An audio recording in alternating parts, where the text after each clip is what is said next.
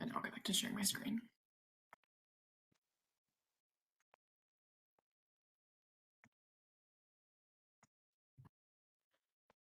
All right, so welcome everybody. Thank you so much for being here for our second focus group for the Pikesville Northwest Gateway Sustainable Community Renewal. Before I get started, again, this meeting is being recorded just so we can refer back to everybody's feedback. So when we start the drafting process after the community engagement ends. So here's the agenda that we'll be following today. We'll start with some quick introductions. It's a much smaller group than it was last time, so that won't take very long. And then as a refresher, I'll do the same spiel I did last time, a quick overview of the Sustainable Communities Program to the application and specifically focus on the action plan section. That's the goal of tonight's focus group, to get together some good goals and action items for the Pikesville area that we want to work towards. So you guys can start thinking about those now, some talking points. But the main goal is to collectively develop the contents of the action plan, and we'll be using an online platform called Mural that some of you are familiar with, but I will tell you a little bit more about that when we get there. That's where we'll be spending most of our time together. So I'm going to stop sharing for a second so we can do some introductions.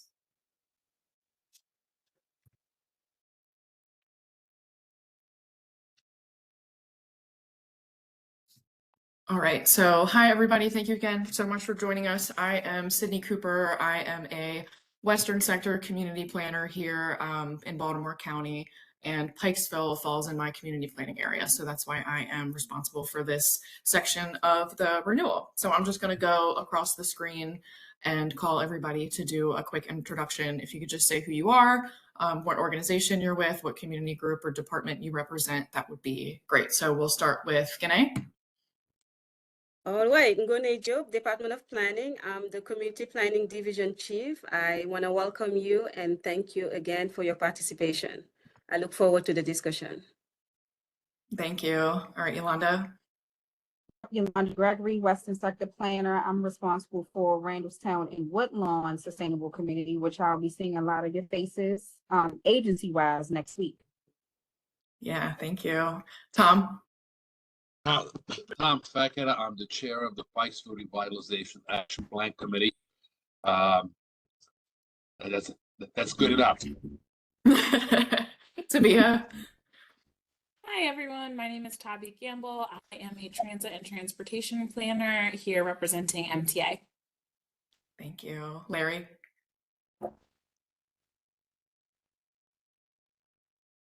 Larry Shugam, Senior Director of Community Development at CHI, also Secretary for PrEP and Pikesville Armory Foundation Board Member. Thank you. Deb. Hi, Deb Patterson, PCC, Pikesville Township, and a member of PrEP.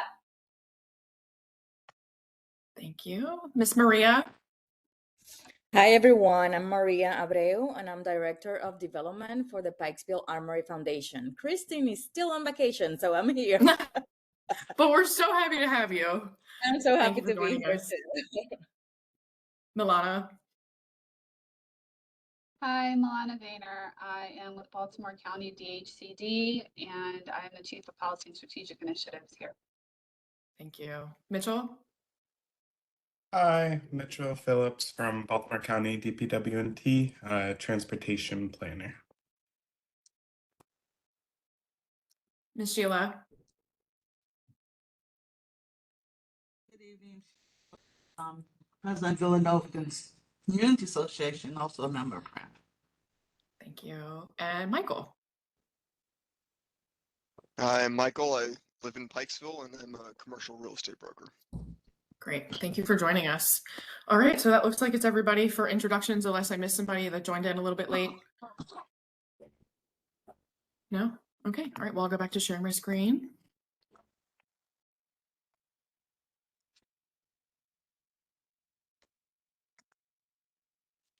Okay. All right, so if anybody has any questions at any point during the presentation or the mural, just feel free to chime in. So we'll start here. Here is a quick refresher of the program that I mentioned. As most of you know, at this point, we've been going through this stuff for a while. Sustainable Communities is a state designation program designed to incentivize communities to incorporate sustainable and smart growth practices into their revitalization goals. And it does this by providing these communities with access to various state grants like Community Legacy, Strategic Demolition. It's a big pot of state money. And once a community obtains its sustainable community designation, the designation needs to be renewed every 5 years, with this renewal being due in January of 2025. So overall, this is about a 6 to 8 month process that in our case is led by the Department of Planning and involves community and county input.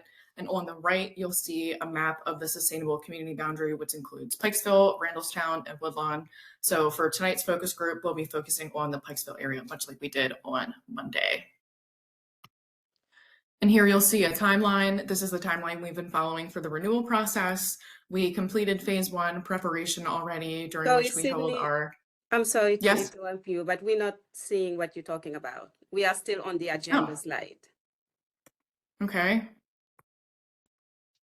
Let's see.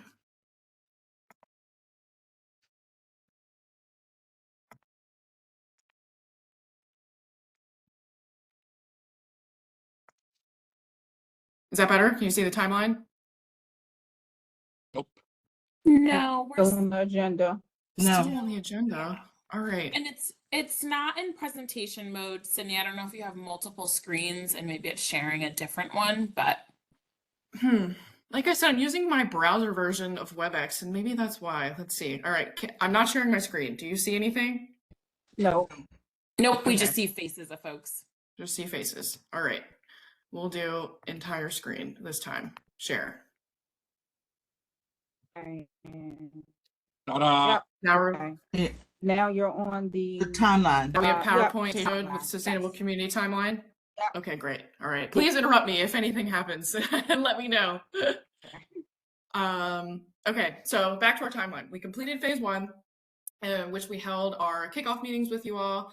And then we moved on to phase 2, which is where we are right now, community engagement. We held our open houses in early July and are holding focus groups over the next 2 weeks to conclude the community engagement phase.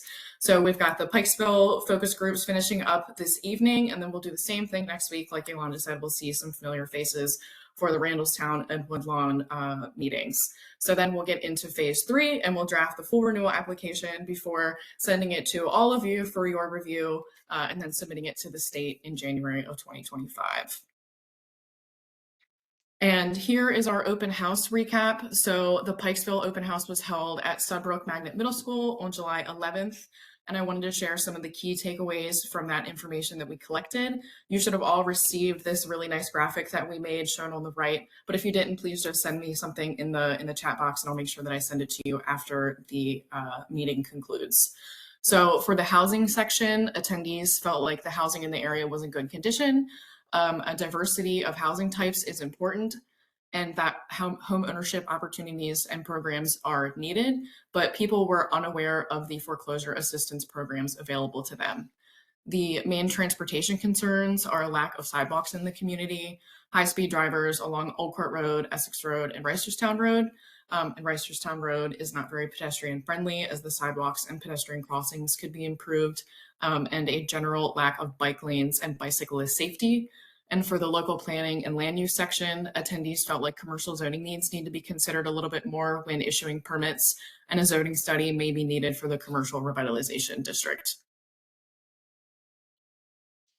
So as a part of this process, these are the items that we've asked you to contribute to. For all of the local stakeholders and community members, thank you for promoting the open houses for us and giving us your feedback and comments. It was super helpful. For all of the agency representatives, again, we really appreciate your participation in the open houses, manning the activity stations and talking with the community and being here with us tonight. So today you're all here, of course, for the focus group meetings. And then finally, we'll get to step 4. Once the plan is drafted, the last thing we'll ask of you is to review it and provide any comments you may have. So I will show you the application, and then we'll get into the action plan that we'll be working to craft today. So here is an outline of the main sections of the renewal application. There are 3 sections of the application itself: the qualitative assessment, the competitive funding, and the action plan. The qualitative assessment portion includes significant accomplishments since the last renewal pertaining to the categories outlined in the action plan. There's also a section for goals that were not accomplished to be discussed. The competitive funding section is looking for any type of funding received that went towards implementing the goals and action items taken from the last action plan. And then the last section of the renewal application is the action plan itself, which asks for future projects and their desired outcomes that should take place in the community in the next 5 years. So this is where we'll be focusing all of our attention and energy tonight as we discuss some of the major community goals and plans everybody has for Pikesville over the next 5 years. So getting into the application plan format, it's centered around 6 primary topic areas. And with these, the idea is to create a holistic 5-year plan for improvement in the sustainable community area. The ultimate goal of the action plan is for the state to have a sense of what the sustainable community area needs and what the county and the community have planned to address those needs. So this means that when state grant applications are submitted by the community groups in the area, the state can go to the application to see if it fits the overall goals for the community that were outlined in the plan that we'll be submitting. So tonight we're focusing on the topics of transportation, housing, and local planning and land use. And there are several items that need to be completed for each of the topic areas, which I will show you what they look like on the next slide. So this is an example of what the housing section of the action plan looks like. It's the same format for all 6 topic areas. As part of our activity, we'll be focusing on the desired outcomes, the strategies, and the partners, what we want to see happen, some ways we can achieve it, and how we're going to move those things forward. So for this portion, Yolanda will share her screen for the focus group, and I will stop sharing mine. Great.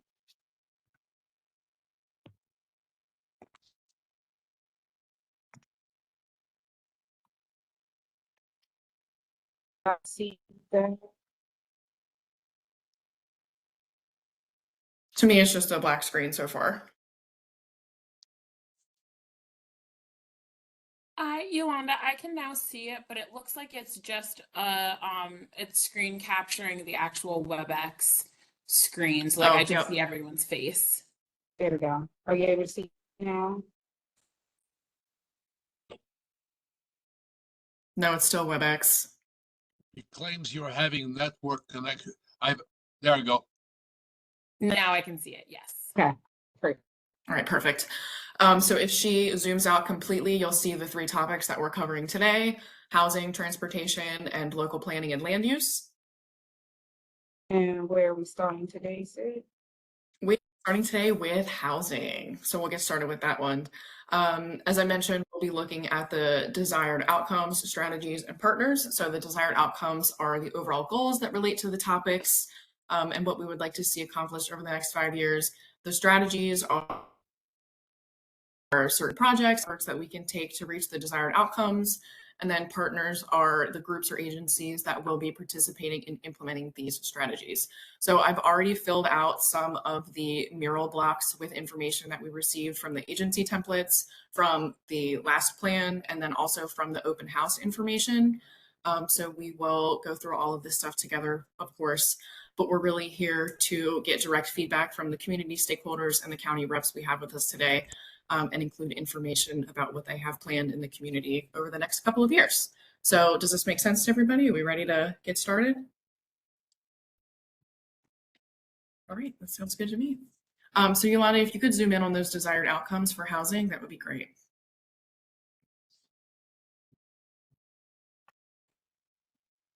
Okay, so we've got maintain and increase affordable and livable homeownership, promote and maintain a variety of housing choices. These came from the agency template that were received from DHCD. We've got Milana here with us this evening, and then also from the open house information that we collated once the open house concluded. So if anybody would like to add some things to this or talk about some of the items that are listed here, you can just jump in. You don't have to raise your hand or anything. This is Sheila Lewis. Are we just talking about for residential housing, or we're talking about sustaining communities as communities, strengthening communities? What do you mean by strengthening communities? Anything to do with housing. So that could be homeownership versus renting, housing stock diversity, housing condition and value, housing programs, foreclosure assistance, anything like that. Well, I don't know where this fits in. However, in some of the older communities where they have these nice large houses, frequently they are purchased and turned into assisted living housing. It's regulated by the state, but it doesn't have the same regulations because it's usually people who just can't live by themselves, although they can partially take care of themselves. But sometimes it's too many. They start overtaking areas with the larger houses. And I was wondering if there, and I guess would have to be under the state to regulate how many can go into an area, similar to what they do with group homes. I mean, they regulate how many can be in the area so the areas aren't overwhelmed with them.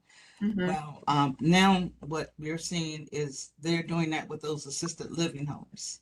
They're taking over the areas, and well, hopefully there will be some type of regulation that will limit how many can be in the area, so they won't be overwhelmed with them. The same way they limit how many group homes can be in an area, so it doesn't overwhelm an area. Okay. I know the state does regulate group homes. I'm not familiar with the regulations on assisted livings. So that's definitely something that we can take a look at. I don't know if this would be the category that it fits into. It may be the local planning category that we're going to discuss later, but we can leave it here for now. And then we'll, move some stuff around as we feel fit later on. But yeah, that's a great point. Another issue, and since this is 5 years, we need to look at some way to add more apartments for young professionals or seniors who no longer want to maintain a separate residential, a big house. And what I've found from talking to some people, that some of the apartments are there, but they don't have the type of amenities that they would like to see in some of the apartments. Some of the apartments are like too basic. And I think that specific type of apartment is enough of those are not available in this area. Okay. So a diversity of housing types and increasing affordable and senior housing too. The reason I want to put affordable in there, because we put affordable, people usually talk about something that's income managed. And the thing about it is people are looking for apartments that don't fit in that category. That's going to have the space, that's going to have the finishes that they want. They're willing to pay for it. But a lot of times the apartments are too, that's, I guess it's simple because they just focused on affordable housing. Okay. All right, I'm trying to think of how we can word that one. Just added diversity of housing types. Yeah, mixed income developments. That sounds great. Mixed income developments, whether we're talking about housing or whether we're talking about apartments. Got it. So focus on increasing mixed income housing developments. Yeah, regardless whether we're talking about a housing or whether we're talking about apartments, because that's another thing. A lot of times when you talk about affordable housing, they have a tendency to isolate it. And then people don't want that big complex or that complex in their community. But if it was mixed income, where everything was just mixed in together, and I think that would be a very great goal.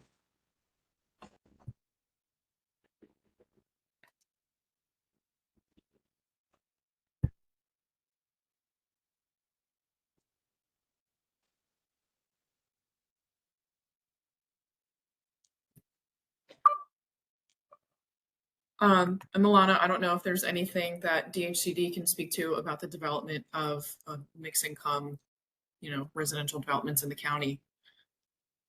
So I think that's actually very much in line with the priorities of both DHCD and the administration. We're really trying to focus on deconcentrating poverty and not making all affordable as a priority, because that's what leads to all of those other perceived ills that people think of. And as you know, Baltimore County doesn't actually own any subsidized housing. We invest in various housing projects, whether it's for income restricted for seniors, whether it's supportive units for people transitioning out of whether it's for veterans or people fleeing domestic violence or transitioning out of shelter. Obviously, also Baltimore County is under voluntary compliance agreement with HUD.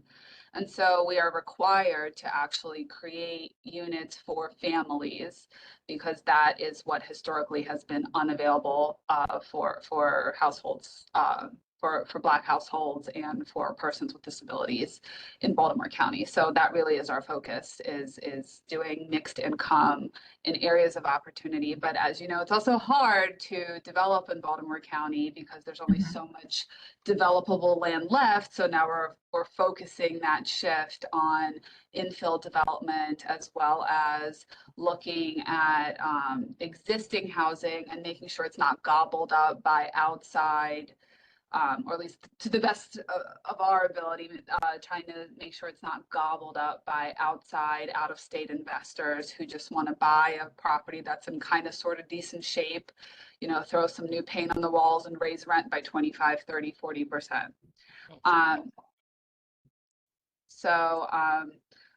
One such recent project, this is probably a time to talk about it, is Prescott Square.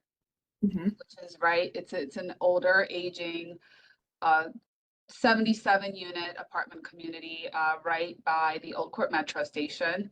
It was acquired recently by a local developer, and they were also awarded state credits to redevelop the property and update it, make it energy efficient, electrification, green, create some community spaces.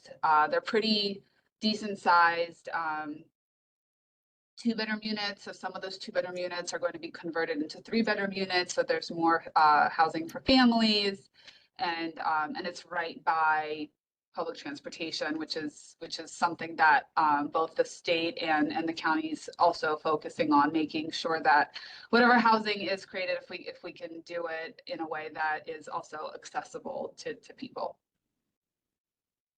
That was a lot. Yeah, it was, but thank you for sharing the Prescott Square project. I saw that in your agency template. That's a really great thing, and I'll be looking further into that for this renewal. Larry, I see your hands raised. Yeah, thanks. Just a couple quick things. Chai had a couple affordable housing projects over the past 4 years that didn't work out. One was actually mixed income housing of single family homes. So it's going to be part Habitat for Humanity houses. Most of you probably know about this. That received a lot of community pushback. That wasn't why it didn't work out. I think it was other stuff. But then there was the affordable family housing or workforce housing, which zoning stuff. So, I mean, any way for us, I guess, if and when we have another project, any way we can work more with the county, if there's a way to get help with zoning stuff, I mean, support, what have you, and not just for us, but in general, in Pikesville. And then also marketing, my team was supposed to go out there and transform the entire perception of affordable housing for like Pikesville, which is not just feasible in 6 months. So we welcome sort of exploration of any partnership around marketing, community engagement, around sort of changing the perception of what affordable housing is, however extensive or not that perception is. The last thing is, I didn't know if the county has or has ever looked into community land trusts, because there's a lot of success with that in Baltimore City with making, market rate housing affordable for folks. And that's all. Thanks. Sure. Okay. So I'd like to put in the strategies section, can we throw in increasing educational awareness in the community? This Say is, that one more time, Sydney. I'm sorry. Sure. I was Increasing educational awareness in the community, particularly for that mixed income housing. You know, like Larry said, that's a big thing. There's always a lot of community pushback. And I think if people were a little bit, you know, if there was more educational opportunities to explain what these projects look like and the benefits and what the intent out not be so against them when it comes to the planning process. Go ahead, Tom. this is Tom. I think you're on the right track, but I don't know if you certainly raised the point that there is invariably pushback on development that changes the character or the perceived character of a neighborhood and an area. And I think there's something different needed than education. I think what you need is a significant increase in outreach to communities to discuss what it is that is doable in that particular area, in a particular community. And that's very hard. That's hard work, because you are dealing with people's perception of, particularly in an area where you have single family homeownership, that people are concerned about the value of their property, and that property value in many areas is a very substantial portion of the family's financial base and security. So I don't know if simply, well, I'm going to tell you why this is good for you, or why you want this, is necessarily sufficient. I think there needs to be a strategy, a building strategy that includes the community very early in the game, and convince the community indeed that whatever will be done in a way that will maintain the community's characteristics and the community's confidence, if you will, that things are going to be okay. And people don't think it's going to be okay. So somehow you need to address that. And I think that's, you don't have to look very far in the county to see how people react when there's a decision taken, or a decision tries to be made to change characteristics. So I think that's a two-phase piece of work. One is to really address the concerns head on and be ready to listen. And secondly, to make sure that the communities that are built are successful. And I don't know which is more difficult than the other, which is the more difficult one, but people look, and people watch, and people see, and people respond. So that's a speech. I apologize. I don't know if it pushes things forward, but recognizing the need and dealing with community concerns is a very, very significant portion of what is required for success. Sure. And with that, like much like Larry said, there's chances for marketing and outreach opportunities from the very beginning of these developments when a project comes to fruition, to get the community involved, to educate them, and let people know that it will be okay in the end. So I'd like to put partnering with local community groups as a strategy. Mm-hmm. Yeah. I think that that's very helpful, and I think that there's two things I notice from my community. people do not have resistance to Section 8 housing because it maintains the population ratio for the area. For example, if you're going to rent a house with Section 8, it's going to be 3 bedrooms, family, let's say 3 kids, two adults, still 5 people. If you're going to build affordable housing, they would not give that much space. For the space that would be assigned for 5 people under Section 8 will be assigned for 8 people in affordable housing. An example of that is what we talked about for Prescott Square. You're taking a 2-bedroom apartment, you're going to make it a 3-bedroom apartment. So you're increasing the density of people in areas. And that's what frequently happens with affordable housing, because even the recent county council bill that came through, when they talked about building apartments, they allow them to reduce the space, square footage per person, I think, in what would be set aside as affordable housing as opposed to the others. And that's what frequently happens. You get this concentration of people because they allow less square footage per person.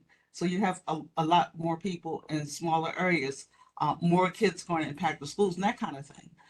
Where, and like I said, the example was for Prescott Square, where they would take a 2-bedroom apartment and now it's going to be a 3-bedroom apartment. They might take a 2-bedroom apartment. They would take a 1-bedroom apartment, might make a 2-bedroom apartment because maybe the kitchen and the dining area might be smaller, and that concentration. And like I said, in our community, we have Section 8 houses. And the thing about Section 8 houses, the landlords have an incentive to maintain the property so that they can continue to get the rent that they want for the area, because the rent is partly based on the area, to get that rent, because part of it is by the government, and the actual occupants are going to pay based on their income. Section 8 housing is kept up, is maintained, the character and everything of the community. And with the affordable apartments, because they allow them to have much less space, you get a lot more people in a smaller area, and affects schools and the other community resources in the area. And I think that's a disconnect that somehow, hopefully, needs to be resolved. Okay. In the additional notes section, all the way on the right, Yolanda, can we add examine county code to, I know I'll let you get there before I keep on going. Additional note section. The additional comments, examine county code to ensure density isn't negatively affected.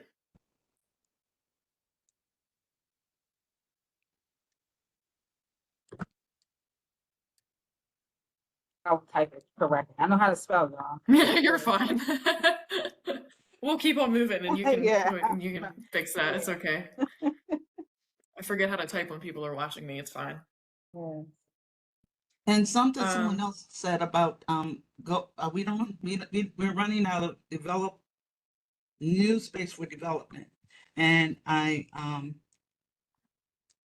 hope there is a greater focus on looking at older communities and those areas and find out ways to upgrade the communities so that that housing stock can be continue to be maintained, and it doesn't deteriorate to the point where it has to be broken down, because they need to make sure that developers find value in buying older houses and renovating them and returning them to the market, to the tax base, and that kind of thing. It seems to be happening, but I hope it doesn't stop. And so that people feel they have to go find new space to tear down trees and start developments. I think so. Sheila, go ahead, Tom.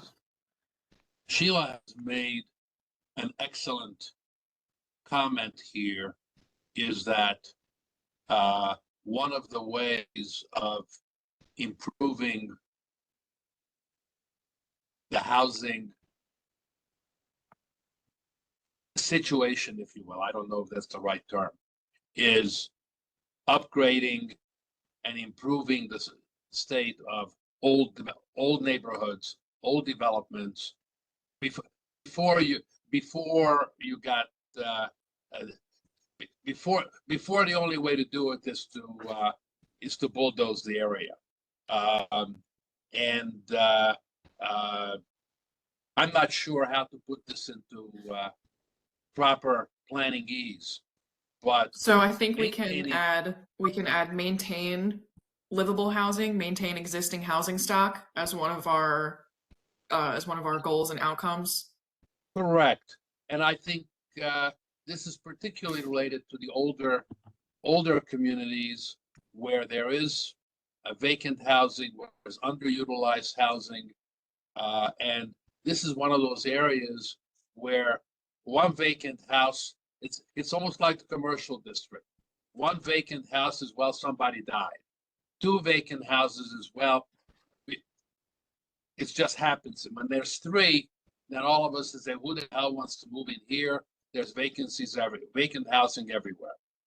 And so maintaining and upgrading and modernizing, assisting in modernizing older communities ought to be a critical ingredient here, in my mind.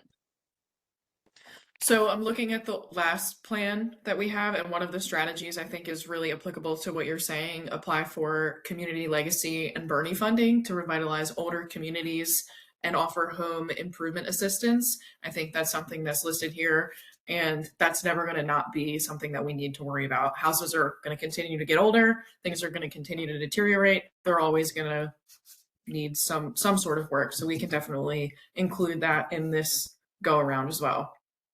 That's a good point, and particularly because not only is the housing aging, but the community is aging.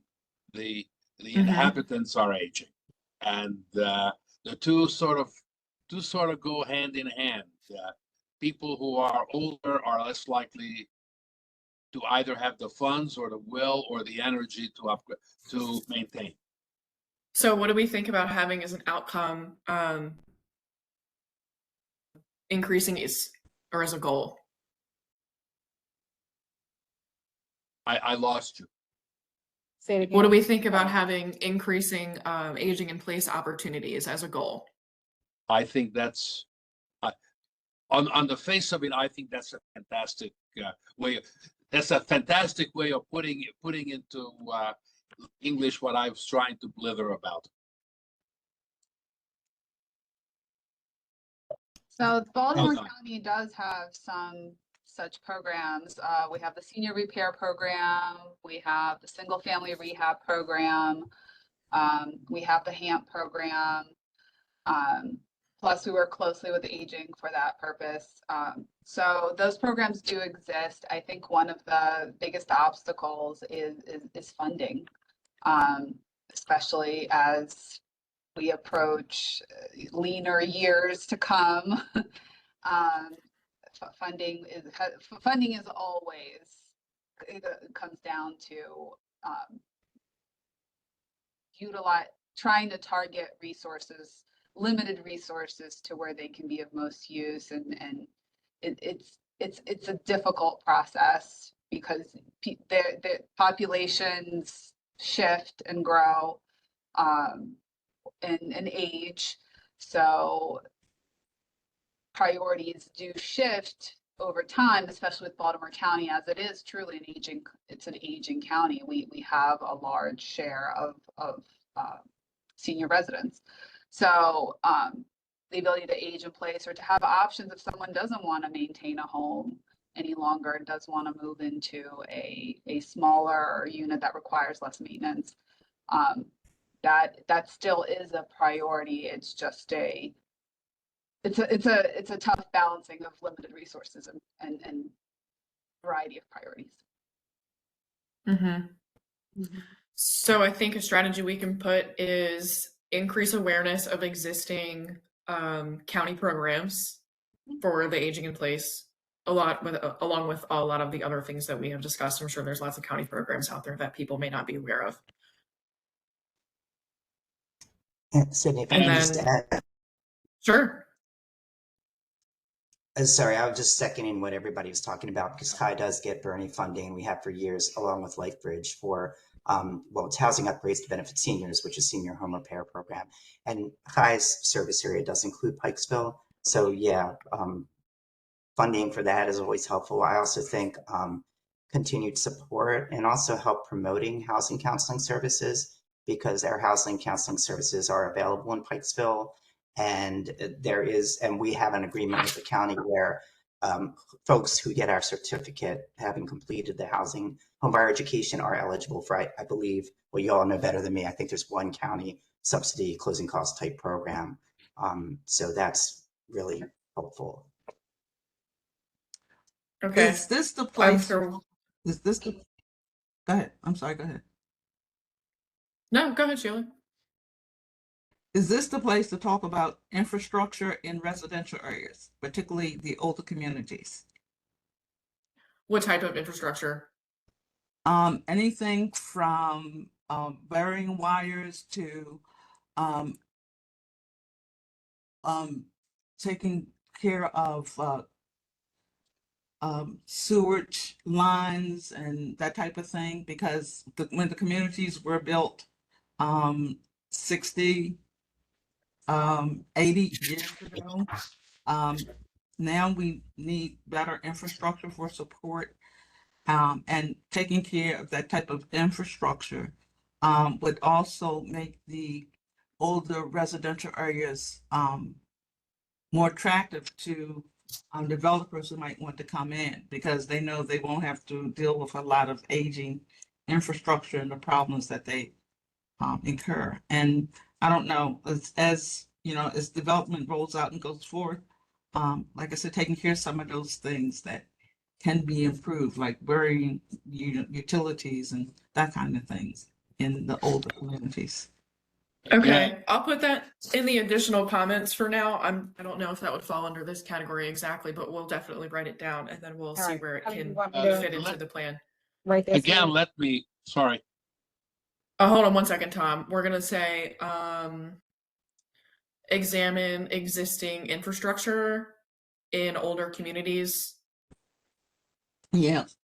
For example, going up Ricestown Road, get those, to eventually get the money to bury those wires would not only make it better, but it would improve so many other issues and factors. So I know that's, like I said, we're talking about infrastructure, like we know what that means, but at the same time, to do something like that,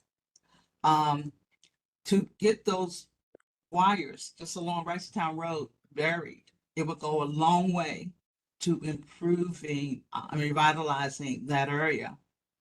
When you talk about appearance, when you talk about services available. So that's why I'm talking about how infrastructure, improving infrastructure can have a serious impact on the older areas and keeping them vital and sustainable going forward for the next 70, 80 years. And I would add to this, landscaping, sidewalks, the sidewalks that sidewalks that may not exist, or if they exist, they are hazardous in neighborhoods. The ancient trees that are in danger of destroying, of falling at any time, insecurity of power, etc. These are hard issues, but aging communities, the problem is often more than the house that needs a fresh coat of paint. All right, I have a note for investigating aging housing stock, and then Michael put a question in the, okay, Gane just answered it. Yes, there's a vacant portal available to the public. Okay, and then I was going to say we'll probably switch our focus over to transportation, where we can talk about some of those sidewalk connectivity issues. I'm sure everybody's super excited to talk about our transportation section. But for the sake of time, it's about 6:45, 6:47. So we're going to move on over to transportation. Thank you, Milana, for being a representative for DHCD. I appreciate you being here. Can you see that, Sid? Yes, and it looks like Milana just threw the link to that in the chat box for everybody, that vacant structure tracker. And yes, we can see the transportation. So I pulled some things in already for goals and outcomes. Make Reisterstown Road more pedestrian friendly, improve streetscaping along Reisterstown Road, some traffic calming measures. That was a big thing from the open houses, that there's high-speed drivers everywhere, and improving neighborhood connectivity. And there are also some strategies listed: improving crosswalks, improving pedestrian crossings and sidewalk conditions, refurbishing and replanting existing tree pits. So I know in our last open house, Deb had a question about sidewalks. So Deb, if you want to talk about it, now would be the time.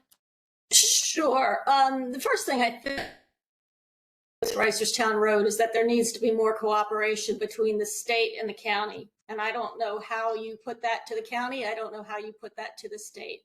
It extends beyond Reisterstown Road to intersections that are very busy, like Park Heights, Sudbrook, Old Court. With respect to the sidewalks and the planters, we have old planters that were not maintained. Some of them look pretty good, some of them look really bad.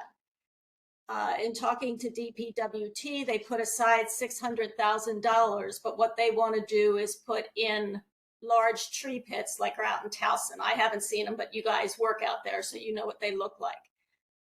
So right now we will have existing planters that are falling apart with curious plantings, and some of them are purely empty. And then you're going to have these tree pits. There's no aesthetic value to that. Now, if you take out the tree pits, somebody's going to have to replace the sidewalks. I've tried to talk to DPWT about this, and they have pretty much cut me off. There is no reason that Pratt shouldn't be working with DPWT and coming up with something that works for everyone. The money is there. Maybe not enough, I understand. It doesn't go far, and we're only talking about a couple blocks, really. But we need to open these channels of communication, and I look to planning. To run interference for us and get that through, because I'm not able to do it as an individual.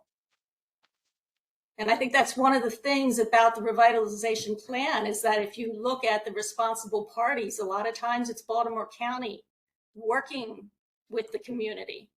So we need to get that going. But in all fairness, without the state, we're all going to fall flat on our face. Okay. So for the Make Reisterstown Road more pedestrian friendly, and for the streetscaping, and really anything along State Road, we can put as one of our goals, or as one of our strategies, to strengthen the relationship between the county and state highway.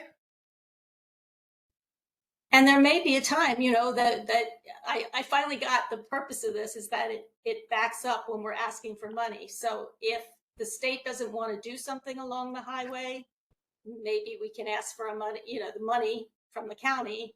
We ask for the money from the state, give it to the county, and let the county hire contractors to do things. Maybe. I don't know. I don't even know if that's possible. And Mitchell, you may be able to speak to some of the making Reisterstown Road more pedestrian friendly, since that is a state highway. I'm not exactly sure how much DPWT can play, what the role of DPWT is in that. It's kind of a loaded question. So it's difficult for me to answer this in a way that won't get me in trouble. But we won't trouble you. The relationship is fraught between, or kind of non-existent between SHA. So I'll just share that since I've started, we've tried to set up quarterly meetings with our district. SHA rep has a bike and ped planner, and we have those meetings and we go through all our projects we're doing, and then we kind of lean on them, like what do you have going in Baltimore County? And for over a year that I've been here, they've shared that they have no projects in Baltimore County. So there's that.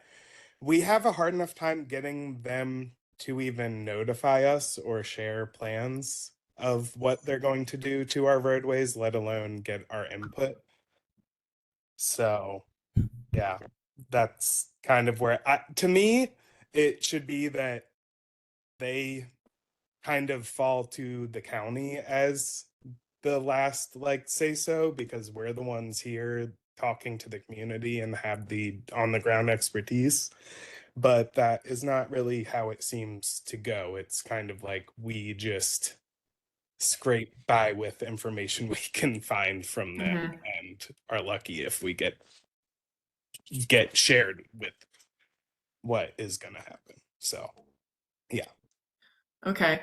So we'll keep that as a strategy to strengthen the relationship between the county and state highway. What that looks like, What I do I not will know. say that the community Exactly. can do is put pressure on the state, because we hear the pressure a lot, but I'm not sure that the SHA reps are hearing the pressure. I think Okay. it's going to be a matter of getting all of the people in the same room. They don't show up Because to the meetings is the problem. Okay, well, that's good to know. Our infrastructure committee has a really good relationship with the folks, I think it's out in Hunt Valley. So maybe we could, I don't want to say we could help with it, but that's what's got to happen. We got to get everybody in the room so that we're not pointing fingers, behind each other's backs. And let me add something to this. I think you're hearing it in Deb's voice. To the resident, it makes no sense, or it does not hit my radar screen that Reisterstown Road or Park Heights or Old Court Road are state highways. So if the road is got a problem, that's a state issue versus a county issue versus this issue versus that issue. I want it fixed, and I'm frustrated. So that's not me personally. That's talking as a resident. So somehow it's incumbent to find a way to pass this, and whether that implies that certain parts of the highway, Reisterstown Road, for example, may stop. Why is that a state road inside the Beltway, as an example? It is truly an urban road.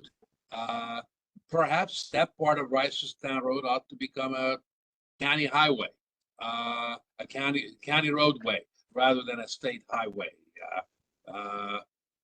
Maybe that's a horrifying idea, but I think the concern that there are two jurisdictions that need to collaborate in dealing with problems on three major roadways in the Pikesville area, and I'm sure the same thing goes for York Road and Frederick Avenue and the other arterials moving outward, that somehow there needs to be saying go work with each other doesn't seem to work, because I suspect that that's been said many times.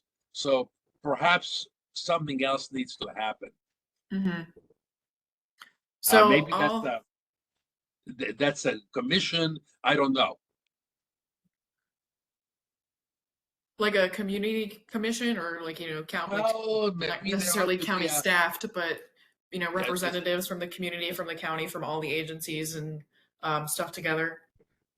Perhaps a standing commission between State Highway SHA and the county with some community membership, which actually tries to force the issue one way or the other. Yeah. Okay.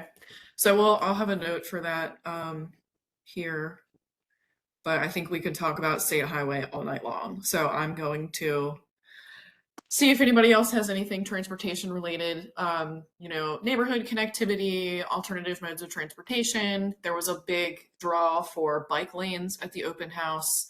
Does anybody have anything like that they'd like to see as a desired outcome, and where in particular? Yes, this is Sheila. Mm-hmm.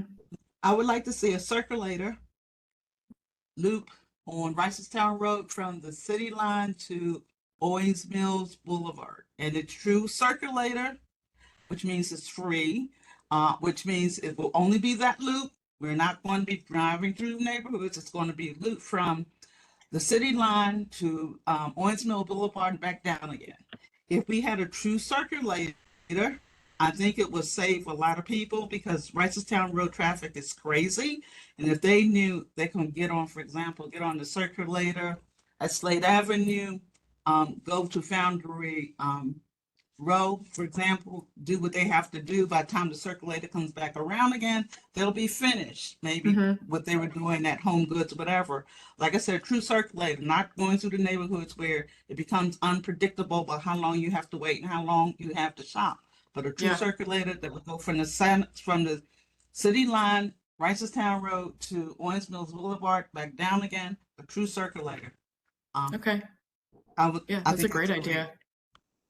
The other thing is if there can be some consideration given to looking at access, and it sort of drives in with the traffic calming, looking to the access of limiting some residential streets. I don't know whether making them one way or two way or making them so you can't go all the way through them. So it just doesn't become a throughway street that people know if I go down here, I'm going to have to make another turn to get back to where I want to, then they'll stop using it as a through street and that kind of thing. Some way looking at those street, looking at the streets in the residential areas and maybe thinking of other ways to limit traffic as I think the biggest problems are the streets that commuters use as the through streets to get from one major street to another. And if there's some way they could start looking at that, maybe limited it some way that Okay. it will stop that. Okay, so in one of our strategies, can we analyze existing traffic patterns in residential areas? Right, so that we eliminate that through street kind of thing. Okay, and then Larry, I see you had your hand raised. Yeah, I'm really glad Sheila mentioned that because in the Northwest Baltimore Partnership Strategic Plan, we have Northwest Circulator as something to consider. We had a very tentative meeting with the county. It's been like a year or so ago, and this one would be, because it's the Northwest Baltimore Partnership catchment area, it would be from Park Circle up to the Beltway in Pikesville, but it would be this is something we're just starting to talk about. So I don't know that it goes in the plan per se, but I like the idea of it extending to Owings Mills, or maybe there's some way to connect it. And I don't know, 2 circulators, whatever, but crossing the county city line, I think could be really exciting. It might be something, who knows, it could garner a lot of interest. And we're also, it looks like, going to be going for some new Pimlico DHCD money to invest in that. So more to come on that, but and lots of community input. But the first thing would be a giant feasibility study. And if this actually happens, we're talking I'm a while out. I'm no expert. The experts are here, so yeah. And that's a good point about a feasibility study. Can we? Yeah, I agree with the comment on what Larry feasibility study for circulator. I'm sorry. The comment what Larry said, even if we wanted to go across the city line and take it down, let's say to Northern Parkway, that we would include Ricestown Plaza, because the idea would be keeping vehicle traffic off of Ricestown Road. And even if it did come into the city and went down to, let's say, Northern Parkway, and it captured the Ricestown Road traffic, that people would not they know they'll just walk to the corners like people used to do a long time ago. Walk to the corner, catch the bus, go do what you're going to do your business. And there was the predictability that you knew when the bus is coming back down again. And it would take a lot of that traffic, not just for the traffic, but if you're talking about the environmental impact of the fumes from the cars, that kind of thing. It would, if it worked, then a lot of the plans to maybe widen Town Road and all that kind of thing would not be necessary because people would be using the circulator to just get up and down Town Road to go to the different areas because there are different shopping areas. I mean, Town Plaza offers one kind of shopping. When you go further up, before Oak Court Road or at the Oak Court Road, there's a different type. And then keep on up, you talk about the Valley, View, not Valley View, anyway, the Valley Shopping Center, and then up at Crossroads, and then further up, you're hitting Foundry Road in that area, and to keep people from driving, just take the cars off, and we wouldn't need to widen the roads. And I think some of this would take a lot of pressure off the perception that that parking is a major impediment to I was just going to bring up parking. Pikesville in particular. I would guess that there's the question of how this interferes with the bus line that carries people along Reisterstown Road, which obviously is not a free service and would probably have a major impact on the profit and loss statement of the MTA buses up and around Reisterstown Road. So it's complex, but I think it really ought to be very much an item to consider. Yeah. So Sydney, really quickly before you move on the circulator, I'm not sure if Mitchell can talk about this, but the feasibility study was already completed and for the Owings Mills circulator. And I think they even identified a boundary for the circulator. And back in April, if I recall well, DPWT was getting ready to submit application for funding to actually implement the circulator. Yep. So maybe Mitchell has more information or details about this, but I do recall that. So we did complete that feasibility study. Owings Mills was one of the areas. Unfortunately, the route that Sheila was describing is not the route we came up with. And the reason for that being that we could not justify funding a circulator that completely duplicates MTA service. So we had to kind of come up with something that would still connect the areas that draw transit while not completely duplicating service. I will say it does, the route that was developed from that, it was actually two routes. One does run along part of Reisterstown Road, but it's more kind of like one connecting Reisterstown area to the Liberty Road area. And then there's, I can't remember the exact other route, but kind of through Owings Mills to Stevenson, to the Metro Center. But yeah, so not, sorry, Sheila, the route that you were describing, but we do. Yes, I'm aware of that study because I'm aware of that study. I was interviewed for that study by a local television station. And and it's very interesting that you say that because that proves the point. MTA doesn't want their revenue cut into. So they say you can have routes that people don't really use, and putting a circulator there is not really going to make a big impact of having people come over from Randallstown to Owings Mills. That's not a big need for people. But it is a big need for people to go up and down Reisterstown. I don't know, I guess feasibility study, we're talking about long range. And I guess there's a lot of partners, negotiations that have to go on. But what people really would use is a direct route.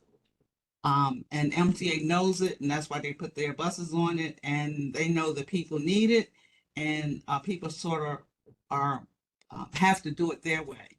A circulator for what we're talking about going forward in the future, providing mass transit to remove some of the cars off the road. We need to look beyond like taking areas where MTA doesn't want.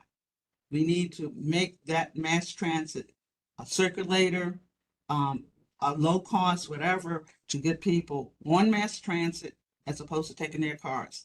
And driving from Randallstown to go over to Owings Mills, that route. I mean, you know, like I said, I'm aware of that route, but what I'm recommending is something that's really people have asked for. People say, why not? Why not? And not just depend on MTA gobbling up all of the routes that they know people need. Completely understood, and I completely get that. I just wanted to share that the logic behind not duplicating their service isn't because of any, like, we're not allowed to cut into their service. It's more so that us investing money into a new transit service, it would need to serve like a new area, new more cover more of an area to enhance the connectivity with MTA. So that's kind of the logic behind that. Now I'll ask a question before we switch over to the local planning and land use. If the route that DPWT has proposed gets put in place, is there the potential to expand later on? This might be like way far out, but is there the potential to expand later on to include the route that Sheila, or, you know, another route that may cover some more MTA territory? Is that a possibility in the future? I think that's always a possibility if we we are shown that people are using the existing services. If it's successful. And also if we are allocated the funds as well. But I know that it has been talked about before about maybe providing a connection to the Towson one up to Cockeysville, something like that. So I don't think it's off the table at all. Okay. Yeah, I would like for them to assess, because what I've seen about, like, there's a lot of, they want to connect the different areas. They want to connect Randallstown to Owings Mills and maybe Owings Mills to like to Towson.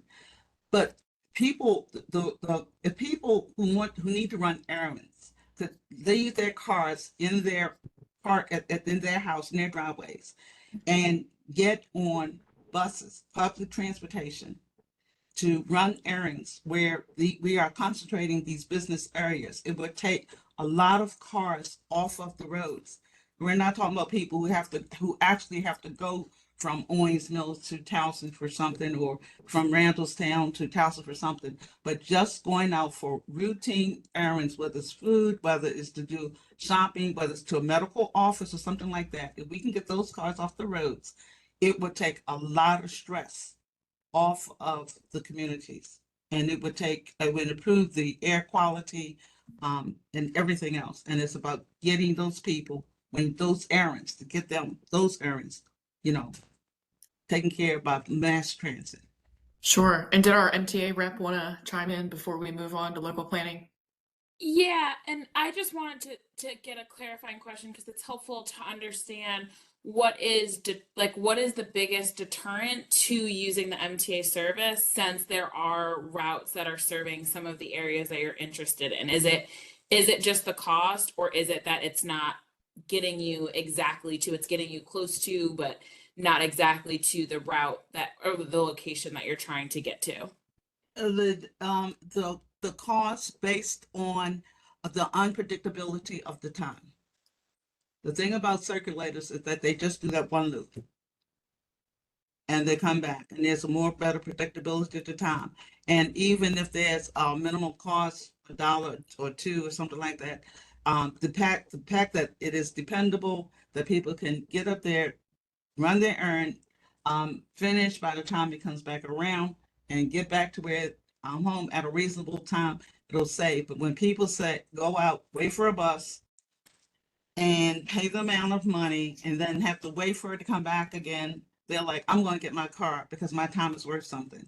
And it's the unpredictability of the time. Okay, that's And- super helpful. So it sounds like the frequency of the buses that are coming, as well as just the overall reliability. And Yes. yeah, this is Tom Feckina. I don't think there's any reason other than, you know, why can't MTA run a circular type bus line? You know, it doesn't have to be a separate group, a separate agency, a separate funding mechanism.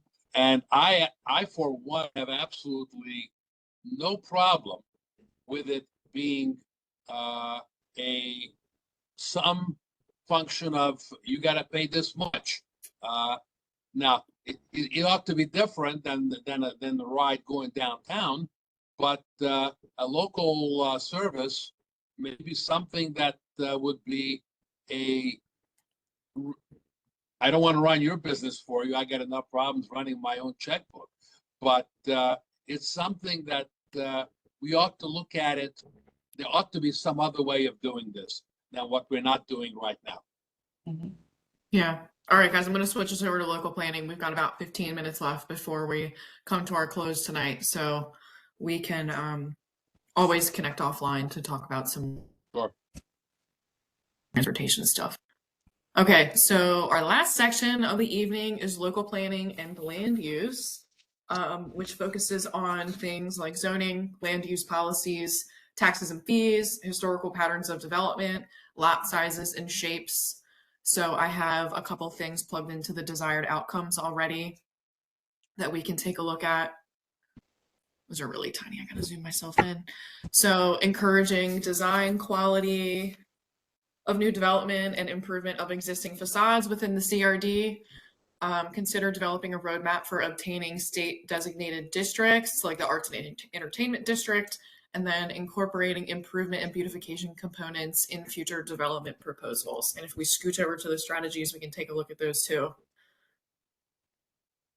We can look at updating the Pikesville design guidelines, evaluate the possibility of Pikesville obtaining the Arts and Entertainment designation. If it's feasible, we can develop a roadmap and then require developers to install more elaborate or attractive landscaping, fencing, lighting to development proposals along Reisterstown Road to make things a little bit more aesthetically pleasing. So if anybody has any other desired outcomes for this category, we can add those in as well. Or anything to say about the ones that are already listed. I've got three quick things. Sure.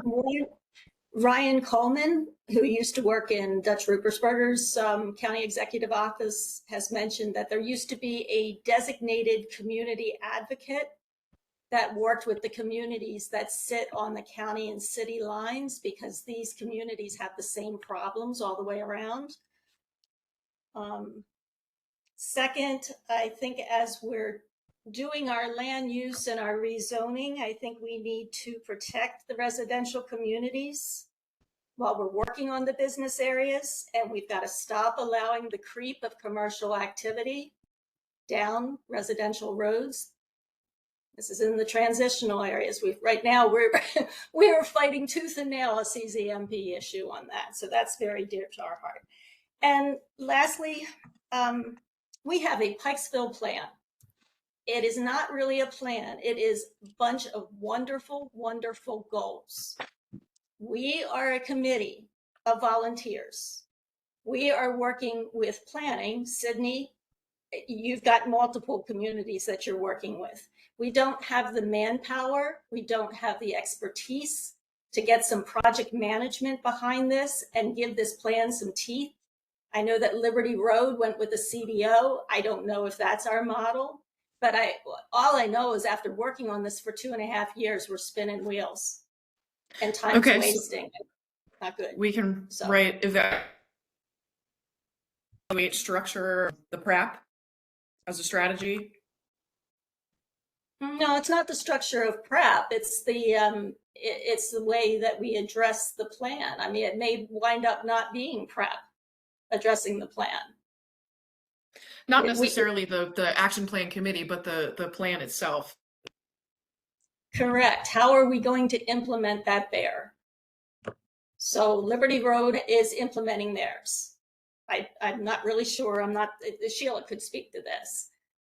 I can actually speak to that as the planner. Yep. So what do you see, Sheila, going on in the Liberty Road corridor that's not going on in ours? What do you think could help us? What do you think could change Pikesville's approach to their plan? Well, I think that Yolanda sent out something today about the announcement for the new executive director for the Greater Randallstown CDO, and attached to that was a presentation on development of the CDO, and it provided so much good information that really would answer all of your questions and concerns, because they really detailed what was done, how it was done, and why it was done. And you saw the outcomes. It also had a timeline. So I think that would go a long way to answering your questions.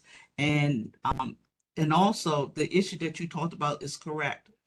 We are volunteers. Our jobs, we have a 40-hour job somewhere else, and then we come home, and in between times we work on this some volunteer times. And the persons with whom we are working with, not necessarily governmental employees, but these other businesses, developers, they're full-time. And they are full-time experts that have been have acquired degrees, et cetera, and whether it's development, whether it's the law, whether it's building, and then they come up against us volunteers on a part-time basis. It's totally one-sided and unfair.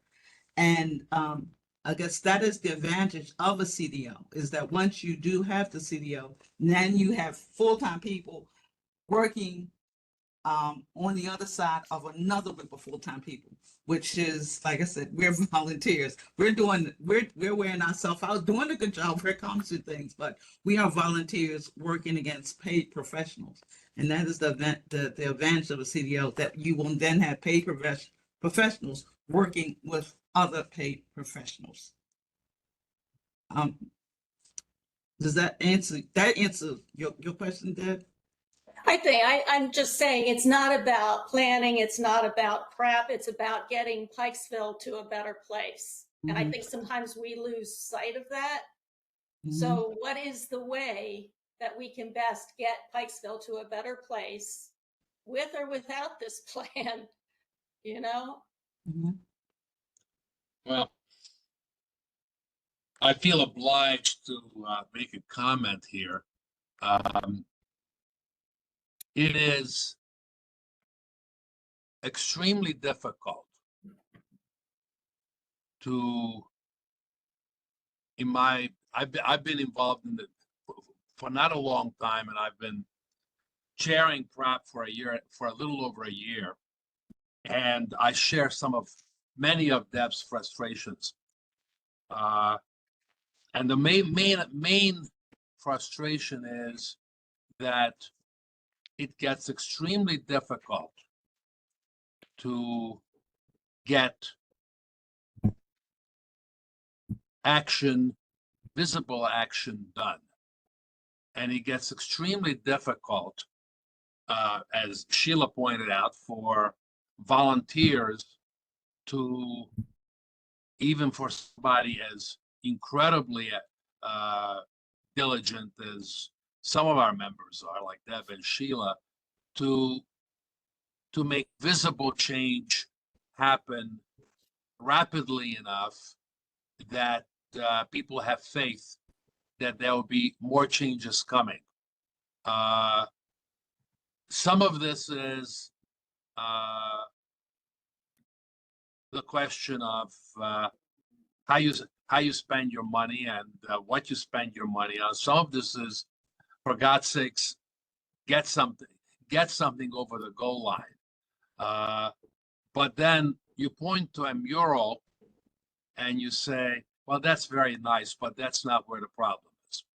The question becomes, how do you get to the point where you have a mural every other month? I'm just making that up as a comment. How do you get to the point where there's a response to a complaint about a building or a location that is not being maintained? How do you get a response for any one of a million different complaints or concerns that people have? And I think in general, from my perception, the difficulty is speed and the ability to actually get something over the goal line. I think the Armory is a fantastic project, and something simple like having 4 concerts over an 8-week period or 6-week period is a fantastic achievement and a fantastic boost for Pikesville. Doing a fair and a gallery is nice. Hopefully we can do it again and again and again. Hopefully getting activities of a variety of sorts will make things happen. But the big things are movements on the business side, on the facade side, on appearance side, on getting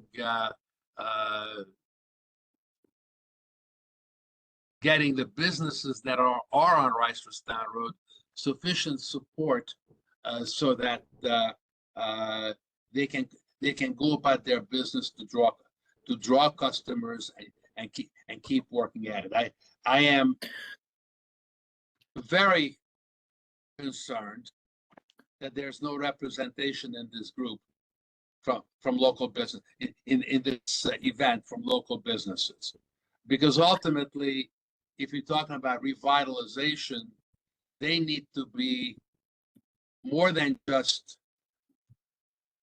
they may not need to be leaders, but they need to be very much present. I'm going to interrupt you for a second so we can put some strategies down really quick. Yep. So for one, I would like to put down promote existing community groups and encourage participation. I understand there's a lack of paid employees in these groups, but especially encouraging the younger generation and these new young professionals that may be moving into the area to get involved can really make a difference in implementing some of these projects.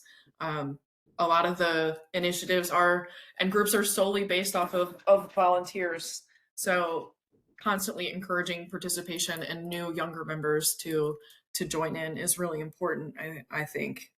And then another thing I'd like to include is encouraging redevelopment while maintaining historic character, especially when it comes to the Armory and other places of similar stature. And I think as much as I personally and from a practical standpoint appreciate the support and assistance from the planning department and some other county agencies, I think it is critical to get visible support, and be an active supporter of what we are trying to do. And that means telling us if we're wrong or you disagree, but then being clear, that no, we don't want that. And then we have to have a conversation about why the community and the community organizations want a particular path, whether this is a CZMP issue, whether this is a county services issue, or whether this is a planning issue. And speaking of CZMP, another thing we can include in a strategy is participating in the next round of CZMP, because that's 4 years from now, and this is a 5-year plan. So we can definitely put that in as a strategy. Always.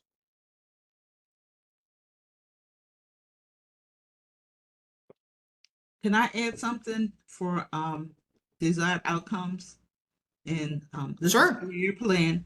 Access to the planning board. The planning board are appointed individuals, and it doesn't have a lot of diversity. And I'm not talking about ethnic or racial diversity, that type of thing. I mean diversity that incorporates a lot of different backgrounds and experiences on the planning board. And I don't there's has to be some other way of getting more diversity on the planning board. I'm not talking about DIE. I'm talking about as far as community representatives, as opposed to like the professionals and the lawyers and all that kind of thing that usually is on the planning board. We need to get more community representation on the planning board, however that process is. I think they're appointed, I'm not sure, but we need to look at diversity of experiences on the actual planning board. Okay. Yeah, that's great. And then Larry threw something in the chat, and I think this will be our last comment for this evening because we're approaching 7:30. I copied and pasted his comment into the desired outcome said. Oh, okay, great. That's perfect. Then I can take one more comment before we wrap up for the evening. If anybody has any burning desires they'd like us to add to our mural before we head out of here. I have something from Tuesday, but I will email you separately on that. Okay. All right. Well, then I will wrap up the mural presentation for this evening. Thank you, Yolanda, for being my lovely transcriber. I appreciate it. And thank you, everybody who came and participated. We really appreciate all of your feedback. This mural will be downloaded in some sort of, I'm sorry. Oh, I was saying thank you very much for the opportunity. Oh yeah, absolutely. Yeah, we appreciate everybody's feedback. This mural will be downloaded in some sort of format, a PDF or something that I can share with everybody. And then the next steps are after the next week's focus groups is we'll start writing our action plan, and then that will be dispersed to you all for you all to take a look at and provide some comments and feedback. But until then, just keep your eye on your emails for some follow-ups from me, probably tomorrow or Monday, about the focus groups for Pikesville concluding. But other than that, again, I thank you all very much, our agency reps and all of our community stakeholders that came out and participated. We really appreciate it. Thank you. Good night. Thank you. Thank you. Have a good Everyone. evening. Have a good evening. Take care. Bye-bye. Good night. Appreciate it. Hi, Michael.